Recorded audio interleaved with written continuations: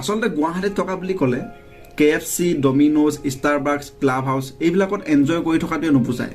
কাৰণ মোৰ দৰে কিছুমান আছে যিসকলে গুৱাহাটীত একমাত্ৰ সংগ্ৰাম কৰিবলৈহে আছে। এই ভিডিঅ'টোত আৰম্ভণিৰ পৰা শেষলৈকে আপুনি এটা কথা উপলব্ধি কৰিব যে গাঁৱৰ পৰা যেতিয়া এজন ল'ৰা গুৱাহাটীলৈ কামৰ সূত্ৰে আহে তাৰ জীৱনশৈলীটো কেনেকুৱা হৈ যায়। নমস্কাৰ, মই কিশোৰ।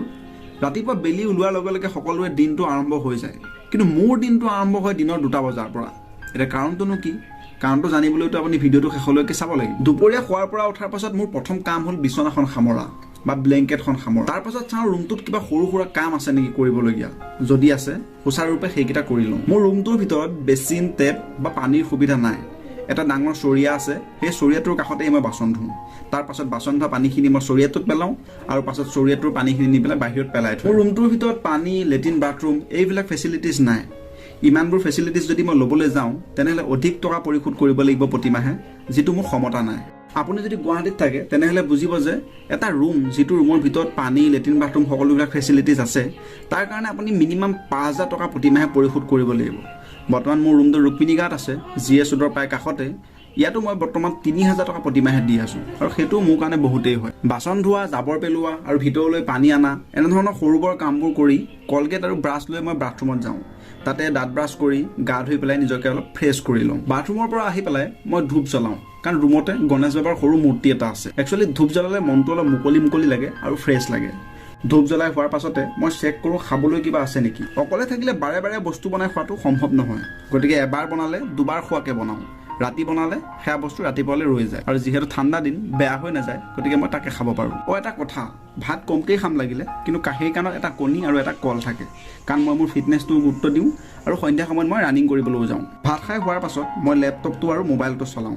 যিহেতু এজন ইউটিউবাৰ, এইটো ভাবি থাকোঁ যে কৰিবলগীয়া কিবা কাম আছে নেকি, বনাবলগীয়া কিবা ভিডিঅ' আছে নেকি, আৰু যদি কিবা আগৰ কাম থাকে, এডিট কৰিবলগীয়া থাকে, সেইখিনি এডিট কৰি লওঁ। ইয়াৰ পাছত মই বহি কিতাপ লৈ পেলাই অলপ ব্যস্ত হৈ যাওঁ, অলপ পঢ়োঁ, কাৰণ মই গভাৰ্ণমেণ্ট জবৰ কাৰণে চেষ্টা চলাই আছোঁ। কিতাপ চাই থাকোঁতে কোনোবা সময়ত মই টোপনি গুচি যাওঁ, আৰু শোৱাৰ পৰা উঠি দেখোঁ সন্ধিয়া 7টা, 7:30 বাজিল, মানে ৰানিং কৰিব যোৱা সময় হৈ গ'ল। যোৱাবাৰ SI এক্সামত পাছ কৰিছিলোঁ, কিন্তু ৰানিং বেয়া হোৱাৰ কাৰণে মই মোৰ জবটো নাপালোঁ। আচলতে চৰকাৰী চাকৰি মই নিবিচাৰোঁ, মই এজন ইউটিউবাৰে হ'ব বিচাৰোঁ। কিন্তু ইউটিউবাৰ হ'ব বিচাৰিলে কি হ'ব? ইনকামৰটো এটা বেষ্ট প্লেন লাগে। ঘৰটো বিচাৰে এটা চৰকাৰী চাকৰি কৰাটো, গতিকে চৰকাৰী চাকৰিৰ ওপৰত মই চেষ্টা চলাই আছোঁ। যদি কেতিয়াবা ইউটিউবত ছাকচেছফুল হওঁ, এজন ভাল ইউটিউবাৰ হৈ যাওঁ, তেতিয়া হয়তো যদি মই চৰকাৰী চাকৰি কৰিও থাকোঁ, সেই চাকৰিটো মই এৰি দিম। জোতা মোজা পিন্ধি মই ৰেডি হওঁ ৰানিং কৰিবৰ কাৰণে। ৰানিং কৰিবৰ কাৰণে মই যাওঁ জনতা ভৱনৰ ফিল্ডত।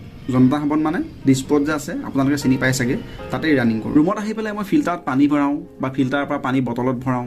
ভাত চব্জি বনাওঁ ৰাতিৰ কাৰণে আৰু ৰাতিপুৱাৰ কাৰণে।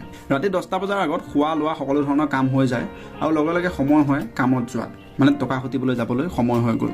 ইমান ৰাতিনো মই কি কৰিবলৈ যাওঁ? মানে মই গুৱাহাটীত ৰেপিড' উবেৰ বাইক চলাওঁ নিশাৰ ভাগত।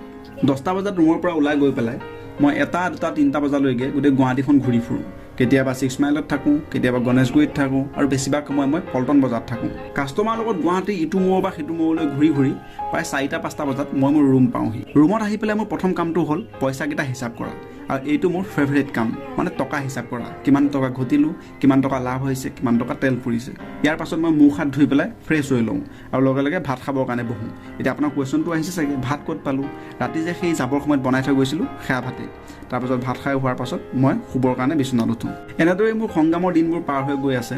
সপোন বহুত ডাঙৰ বান্ধি ৰাখিছোঁ, নাজানো কেতিয়া ফলিয়াব, কেতিয়া মই সপোনত উপনীত হ'বগৈ পাৰিম।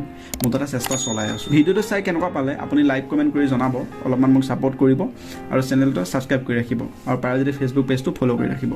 ভিডিঅ'টো ইমানলৈকে চোৱাৰ কাৰণে থেংক ইউ ভেৰি মাছ। আপোনাৰ দিনটো শুভ।